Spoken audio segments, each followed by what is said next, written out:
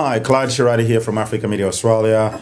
My guest tonight is Salia Saren from the Liberian community. I'll give him the opportunity to introduce himself. Hi, thanks Clyde for having me here. No worries. Hi, my name is Salia Saren. I'm from the Liberian community of Victoria. I'm here representing the Liberian community. I'm involved mostly with the Liberian youth. All right, my friend, we're very happy to have you here. Yeah. How's life treating you in Melbourne, Australia? Oh yeah, life is treating me well. Yeah? My family and myself are having time of our life, so That's good. yeah. At AMA, we always want to first know a bit more about your personal story as our guest. Tell us how you came to Australia and the things that attracted your attention initially. So initially, my family and myself fled from Liberia to Ghana due to the civil war Liberia had.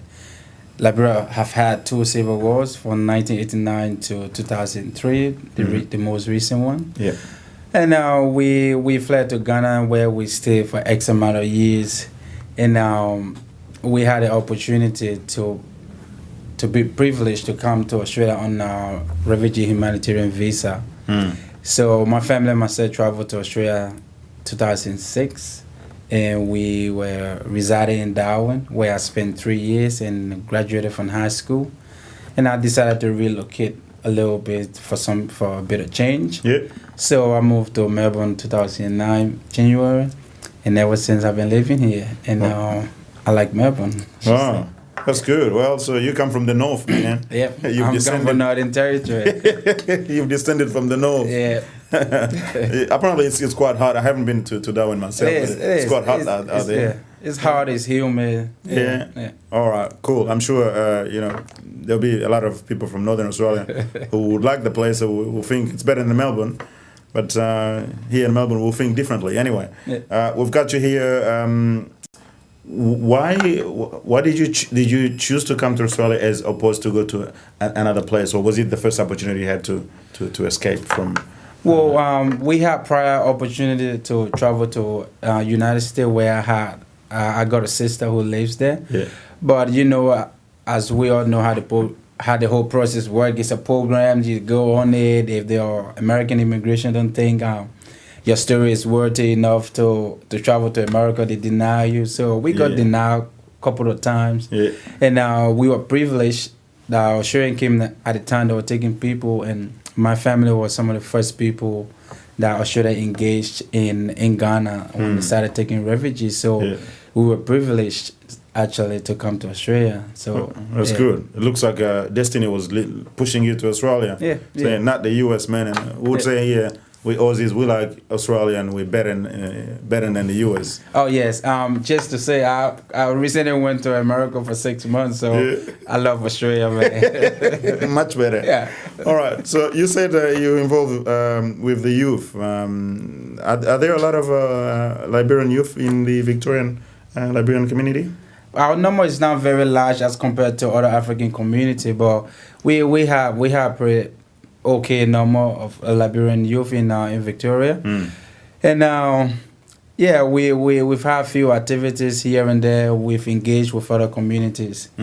But I think Liberians will be around, maybe youth will be around anywhere 250 to 300 youth. That's good. Well, we don't get to hear much about your community. I had a chance to interview Samuel Sakama, who's one of yours, and that in the course of the conversation it became clear that obviously the community is still small, but there's quite a lot of things that are happening in your community. Tell us some of the things that you come across in your youth involvement. What are the challenges, the successes, and the activities that you do all the time? Yeah, obviously there's just challenges that every migrant that comes to Australia face. Our youth is not an exception to those challenges as well. I think the youth have struggled with employment. Employment has been one of the main issue in our community, and as well as social inclusion. It's like because we are a very small community, so people tend to forget us. So we kind of have to keep doing things. You gotta shout, we're here, we're here. Yeah, kind of like, so we have to keep doing things ourselves to kind of keep people going. Yeah. So that has been a challenge for our community, for us to be able to get out there and take and make use of the opportunity presented to us. So we kind of strive with that a little bit. But as far as success is concerned, we've had a good number of people who have come here and managed to finish high school. So from a youth perspective, I think that's a really good thing. So and that has continued, and we see a few more people leaving high school this year. So I think that is a pretty good thing. And as you also mentioned, Victoria University is one of the universities that have accepted more Liberian youth. So we see people going from TAFE and going through the pathway to go to higher education. So Liberian youth are doing well in the aspect of education. That's very good. That's very good. And I guess also you think if you don't hear much from the communities, sometimes and most of the time actually, it could be. As I was talking to Sam previously, I think it's a good thing, because when there are bad things happening around, you would hear, and the media here, the main media outlets take all the opportunities to highlight the negatives that are happening in the community, but you don't get to hear much about the Liberian community, which probably means the youth are doing well. And is that your feeling as well? Yeah, I feel like that as well. And because we're now a very big community, so people kind of tend to hang around each other. So most things that happen kind of stay inside, because we're not really involved with the broader Australian community like other migrant groups are. So we kind of like hang around ourselves. But yeah, I mean, that too is one of the reasons. But that also means that you should take the step out there to get involved with the rest of the community. Do you think that is happening? Or because sometimes in some of our communities, people tend to kind of gravitate around their own sort of people, but they don't go out there with to meet the other nationalities, other groups. Is that the case happening? That has been the case for our community for a while now. But myself and other people in the Liberian community, from the youth department, men and women, I think our message to the broader Liberian community and the youth is if we are going to stay in Australia here and live here as Australian, because a lot of Liberians taking Australian citizenship, then we will have to get out there to really integrate ourselves in the society, because we can want to go back home, but usually we go back home for vacation. We live here, we work here, so there's a need that we get out and acquaint ourselves with the broader Australian community, so we can get fully integrated in the society. Because just living together, enclaving itself, it's not going to help us.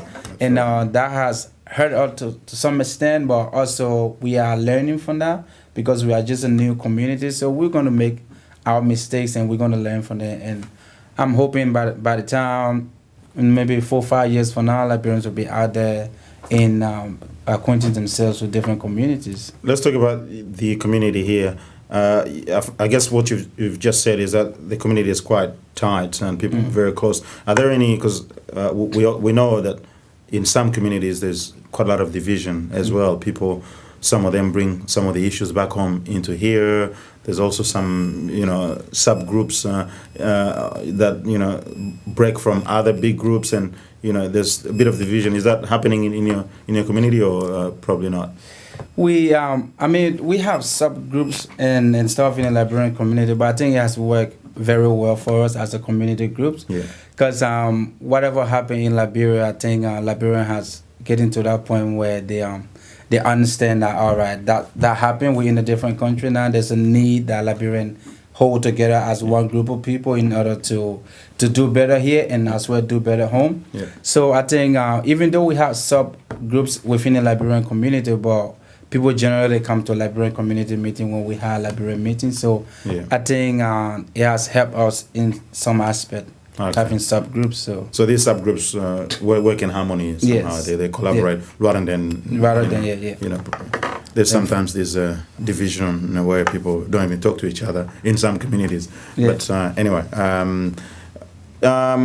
what message would you like to give to the youth, in your community about, what they should do, what they should aim for?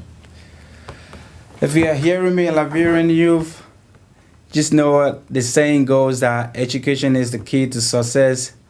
We are privileged to be in Australia. It's not a right. And we have to make use of the opportunity presented to us. And we also have to get out there to make new opportunities. So if you're sitting down thinking now, oh, I don't think I can get that job, or I don't think I can get in that university, you can do it. The most difficult step is the one you take out of the door. Once you get out there, there's answers. It happened to myself when I came to Melbourne. I found it really difficult in finding a university. For a while, I thought I was never going to get one.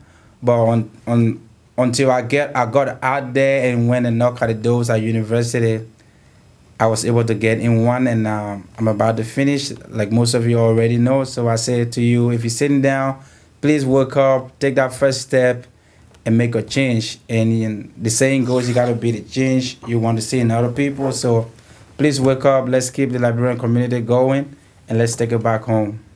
All right. Well, that says it all. A pretty positive message there. So, Saliha, thank you very much for coming to Africa Media Australia. We appreciate the time. Yeah. And we obviously would want to hear more about your community. We've had Samuel before. We've got you now. We want even more of your leadership and the general member of the Liberian community. We want them to make their presence on AMA, and we'll be glad to do that as often as possible. Yeah, I also like to take this time to thank AMA for having our Liberian community, for having me here, representing the Liberian community. We hope we can have more of this because, like I said, our community is a very small community. This kind of exposure is very good for us. And thanks for having me here. No problem. Thank you. Thank you. All right. That's it for now, folks. And until next time, God bless you. Keep watching AMA.